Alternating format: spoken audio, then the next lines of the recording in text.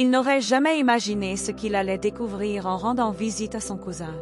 Basé sur des faits réels, Mathieu avait reçu un message inattendu de son cousin l'invitant à passer quelques jours chez lui à Lyon.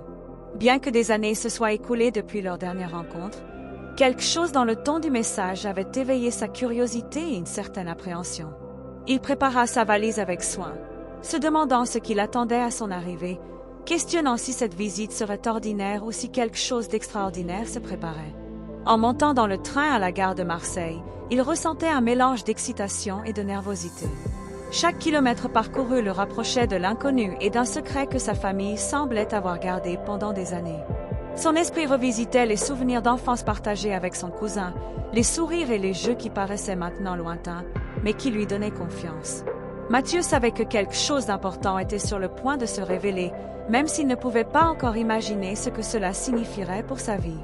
Le paysage défilait par la fenêtre du TGV, et avec chaque tunnel traversé, il sentait qu'il pénétrait plus profondément dans un mystère familial qui avait été soigneusement dissimulé. En arrivant à Lyon, Mathieu remarqua que la maison de son cousin était spacieuse et accueillante, mais quelque chose dans l'atmosphère le faisait se sentir déplacé. Son cousin, Thomas, l'accueillit avec cordialité, mais ses yeux reflétaient une nervosité et quelque chose que Mathieu ne parvenait pas à déchiffrer. Pendant la conversation initiale, ils parlèrent de choses quotidiennes, le travail, les amis communs, la famille éloignée. Pourtant, Mathieu percevait que chaque mot était soigneusement pesé, comme si Thomas marchait sur des œufs. Il observa chaque détail de la maison avec attention, remarquant des photographies anciennes et des objets qui semblaient dissimuler des histoires du passé. Des cadres légèrement tournés vers le mur, des albums photos rangés trop rapidement lorsqu'il s'approchait. Son instinct lui disait que la réalité était beaucoup plus compliquée qu'elle n'y paraissait point cet après-midi-là. Pendant qu'il prenait le café dans le salon baigné de lumière automnale, Mathieu découvrit une lettre partiellement cachée dans un tiroir du bureau ancien. En lisant quelques lignes, son cœur s'accéléra et il sentit que la vérité était plus proche qu'il ne l'avait imaginé. Chaque mot écrit semblait se connecter avec des souvenirs et des indices qu'il avait ignorés jusqu'à ce moment, et une sensation d'inquiétude grandissait en lui. L'écriture était celle d'une femme, probablement sa tante décédée quelques années auparavant. Les phrases parlaient de regrets, de mensonges nécessaires, de protection à tout prix. Cette nuit-là, Mathieu put à peine dormir. Son esprit ne cessait de repasser les détails de la journée, et chaque petit geste de Thomas semblait prendre un nouveau sens. Il se demandait s'il devait le confronter directement ou attendre que la vérité se révèle d'elle-même. Il se souvint de conversations passées avec d'autres membres de la famille qui prenaient maintenant une signification différente face à ce qu'il avait découvert. Des remarques ambiguës lors des réunions familiales, des silences gênés quand certains sujets étaient abordés, des regards échangés entre les adultes quand lui et Thomas étaient enfants. Il décida de se lever tôt et d'explorer la maison plus attentivement, cherchant des indices qui pourraient clarifier le mystère. Chaque pièce qu'il inspectait lui offrait des fragments d'une histoire qui semblait trop incroyable pour être réelle. L'anxiété et l'attente se mélangeaient, et Mathieu comprit que ce voyage ne serait pas simplement une visite familiale. Sa vie était sur le point de changer pour toujours, et il n'y avait pas de retour en arrière possible. Dans le grenier, il trouva une vieille malle contenant d'autres lettres, des certificats jaunis et des photographies qui ne correspondaient pas à l'histoire officielle de la famille. Mais ce que Mathieu ne savait pas encore, c'est que cette lettre cachait un secret capable de détruire l'image qu'il avait toujours eue de sa famille. Et le pire, cela concernait directement sa propre histoire de vie. Mathieu se réveilla tôt, le cœur battant et l'esprit chargé de pensées tourmentantes. La lettre qu'il avait trouvée la nuit précédente le hantait, et chaque mot écrit semblait être un écho qui ne le laissait pas en paix. Pendant qu'il s'habillait, il repassait mentalement chaque détail de la conversation avec Thomas. Il y avait eu des sourires qui n'étaient pas authentiques, des silences qui prenaient maintenant une nouvelle signification, et des regards qui semblaient crier un secret à voix haute. Il descendit dans la cuisine et trouva son cousin en train de préparer le petit déjeuner. La scène paraissait normale, mais la tension dans l'air était évidente. Chaque mouvement, chaque geste lui confirmait qu'il y avait quelque chose qui ne collait pas. Ils s'assirent face à face devant la table en bois massif, et Mathieu toucha à peine à son croissant. Il ne pouvait pas prétendre que rien ne se passait. La curiosité et l'anxiété le brûlaient de l'intérieur comme un feu impossible à éteindre. Avec une voix ferme et directe, il rompit le silence. Il demanda ce que signifiaient les lettres qu'il avait trouvées dans le tiroir, et pourquoi elles étaient cachées comme si elles constituaient un crime. Le visage de Thomas changea instantanément. Ses yeux s'ouvrirent avec surprise, et sa peau perdit sa couleur, comme si son âme venait d'être exposée d'un coup. À ce moment-là, Mathieu sut que la réponse qu'il était sur le point d'entendre pouvait tout changer pour toujours. Thomas posa sa tasse de café sur la table et baissa les yeux. Un silence pesant remplit la cuisine, comme si les murs eux-mêmes attendaient la révélation. Finalement, avec un soupir profond, il murmura qu'il cachait la vérité depuis des années parce qu'il craignait de détruire la famille. Mathieu l'encouragea à parler sans détour. Thomas leva les yeux, remplis de larmes contenues, et confessa l'impensable. Son véritable père n'était pas celui que la famille avait toujours cru. Les mots résonnèrent comme un tonnerre dans le cœur de Mathieu. Il sentit que l'air devenait dense et difficile à respirer, tandis qu'il essayait d'assimiler ce qu'il venait d'entendre. Thomas expliqua qu'il avait trouvé des documents conservés par sa mère avant qu'elle ne meure.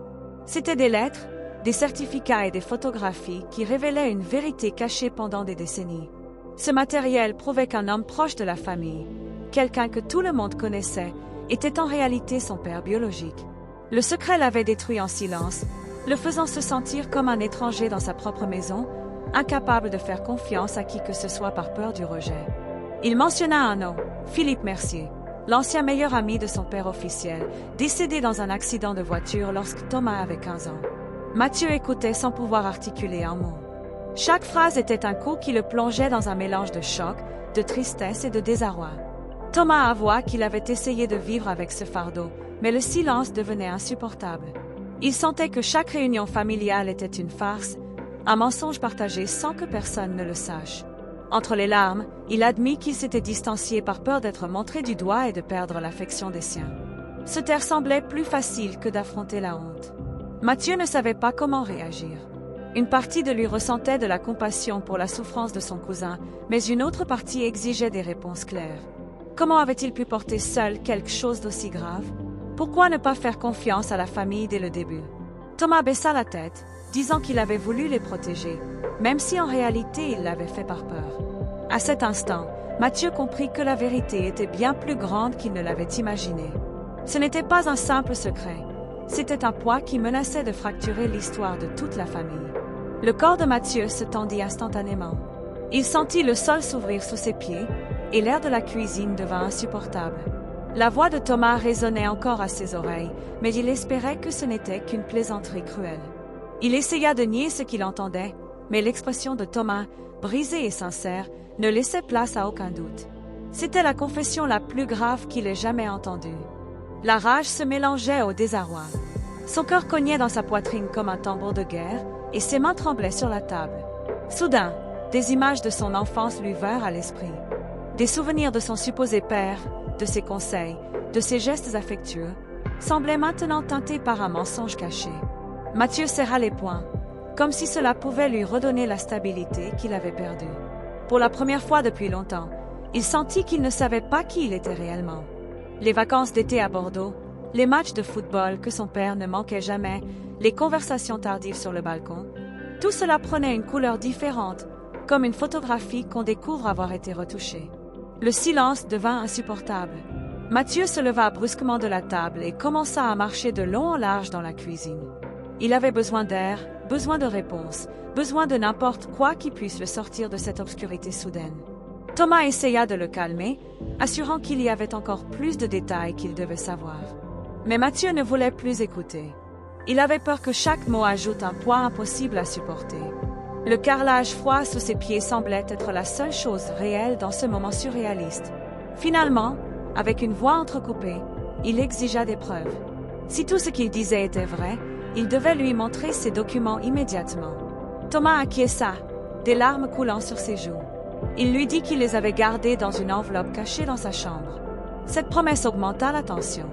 Mathieu sentit son cœur battre dans sa gorge, comme s'il était sur le point de découvrir un univers parallèle à sa propre vie. Il se laissa tomber sur une chaise, épuisé, répétant pour lui-même « Ce n'est pas possible, ce n'est pas possible ». La vérité se rapprochait de plus en plus, et cela le terrifiait. Thomas se leva et alla chercher l'enveloppe. Mathieu l'observa avec un mélange de désespoir et de méfiance, comme si chaque seconde d'attente était une torture. Quand il revint avec le paquet dans les mains, il le posa sur la table avec une solennité qui glaça le sang de Mathieu. L'enveloppe était vieille, jaunâtre, marquée par le temps. Et pourtant, elle semblait contenir la clé d'un destin caché pendant des années. Mathieu la fixa du regard, sans oser l'ouvrir. Il avait peur de confirmer ce qu'il pressentait déjà dans son cœur. Thomas l'encouragea à le faire, assurant que tout ce qu'il disait était là, écrit avec l'encre du passé. Les mains de Mathieu tremblaient pendant qu'il touchait le papier. Il sentit que chaque fibre de son être voulait fuir, mais quelque chose de plus fort l'obligeait à affronter la vérité. Cet instant, suspendu dans le silence, marquait le début d'une révélation qui le changerait pour toujours. Mathieu tint l'enveloppe entre ses mains, comme si elle pesait des tonnes. Chaque seconde semblait éternelle, et l'anxiété le consumait. Avec un soupir profond, il rompit le sceau et fit glisser lentement les documents vers l'extérieur. La première chose qu'il vit fut une lettre signée par sa mère.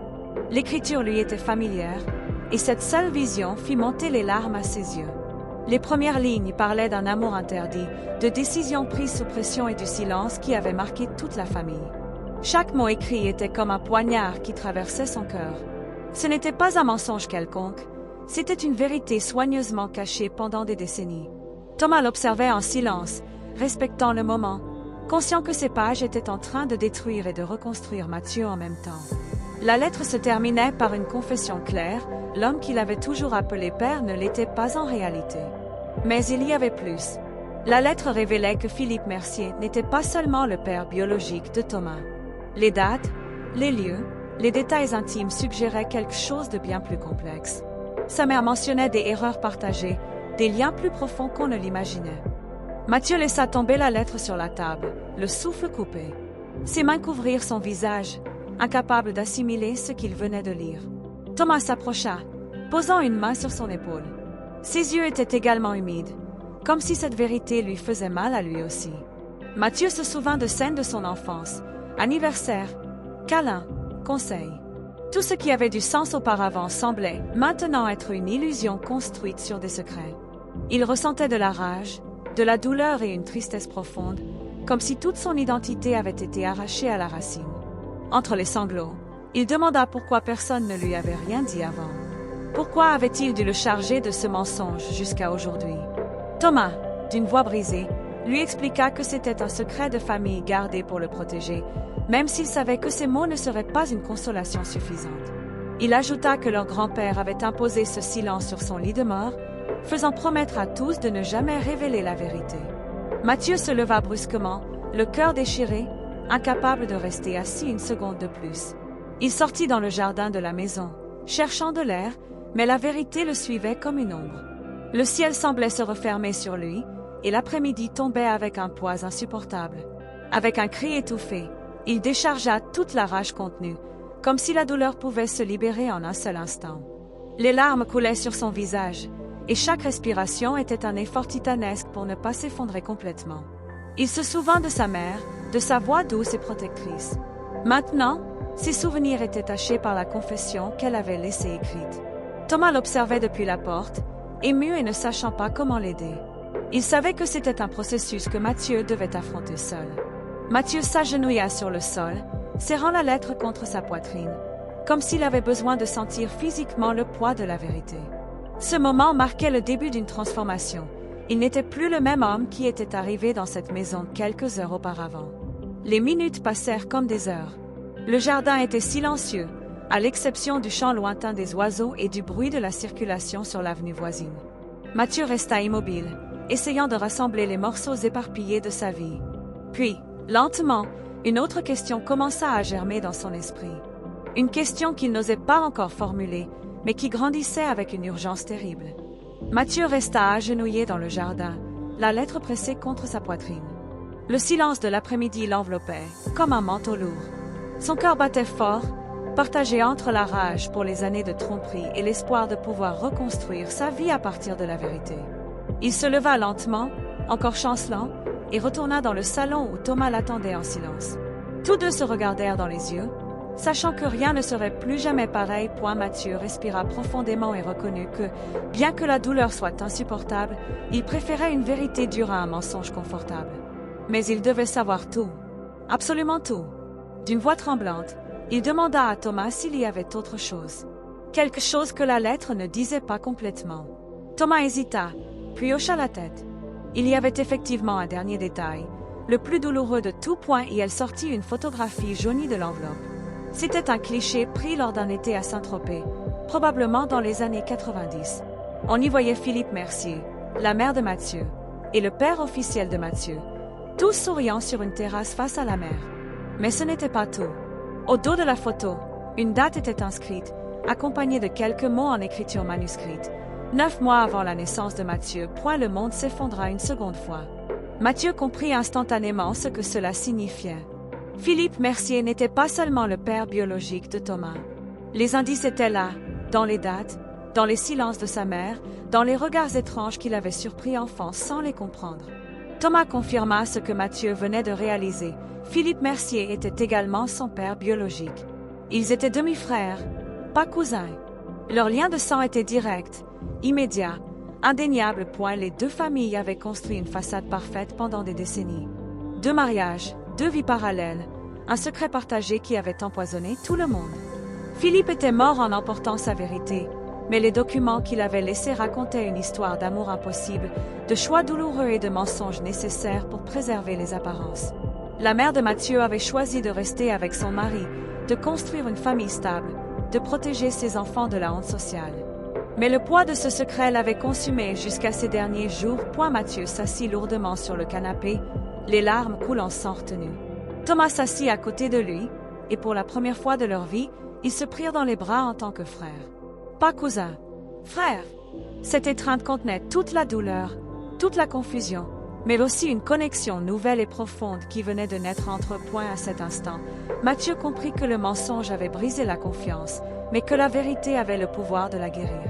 Avec une voix ferme, bien que tremblante, il dit à Thomas que jamais plus il ne garderait un secret de cette ampleur dans la famille. Les autres membres devaient savoir. Leurs enfants, s'ils en avaient un jour, méritaient de connaître leur véritable histoire. L'aube les trouva encore en train de converser, entre larmes et confessions qui soulageaient un peu le fardeau. Mathieu comprit que le silence avait été une erreur, mais qu'il existait maintenant une opportunité de reconstruction. Thomas, repentant, promit de l'accompagner dans chaque étape du processus de réconciliation avec les autres membres de la famille. La vérité s'était transformée en une blessure ouverte, mais aussi en la seule voie vers la guérison. Mathieu prit la décision d'affronter les autres, avec courage et sans peur. Il savait que ce serait douloureux, mais nécessaire. En lui, quelque chose changeait. La vérité, bien qu'amère, le rendait plus fort. Pour la première fois depuis des années, il sentit qu'il pouvait regarder l'avenir avec dignité et sans le poids d'un mensonge sur ses épaules. Il avait perdu l'image de son père, mais il avait gagné un frère. Et dans cette perte, il avait trouvé quelque chose de plus précieux encore, la possibilité d'être enfin lui-même, sans masque ni illusion. Que feriez-vous si vous découvriez que toute votre vie a été marquée par un secret aussi profond? Laissez-moi votre réponse dans les commentaires, je veux connaître votre opinion. Et n'oubliez pas de vous abonner à la chaîne pour continuer à recevoir des histoires vraies et émouvantes comme celle-ci. Chaque nouvelle vidéo est une opportunité de réfléchir sur la vie, les décisions et la force de la vérité. La vérité fait mal un instant, mais le mensonge blesse pour toute une vie.